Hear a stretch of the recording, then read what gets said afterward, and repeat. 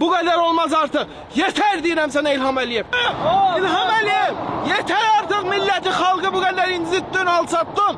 Bu kadar artık olmaz. Sesin çıkardan insanı tutursan, atırsan içeri, şerrenmeyle vətən haini adlandırırsan, narkotikin üzün görmeyen insanları narkotikle, şerleyerek hapsediysen, senin nevin Leyla Əliyevan evladı 2008-ci il təvəllüdlüdür. Milyardlarla dollarlıq mülke sahipti. Tanıdığım insanlar var bile Azerbaycan'da 30, 35, 40 yaşındaki özlerine aile kurabilmirler, korkullar. Ama senin 2008. il təvəllüdlü 17 yaşında Nəvən Mikail milyardlarla mülklere sahipti. Hardandı bu pullar İlham Əliyev? Halkın, milletin, uşaqların, körpələrin qanın, canın, süt pulun kəsərək heç bir devlette, heç bir ölkədə, mağazalarda uşaq yeməklərinə bulon vurmurlar.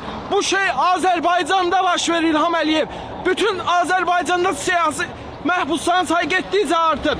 Onu da gətirim ki, bir ölkədəki uşaq yeməklərinə bulon vururlarsa, deməli o ölkənin sonu deməkdir. Bu heç bir ölkədə bu getməz ki. Çünkü insanlar evlatlarına o yemeği alabilmediği için uğurlayırlar, mağazalarda mecburlu ona bulon vururlar İlham Əliyev.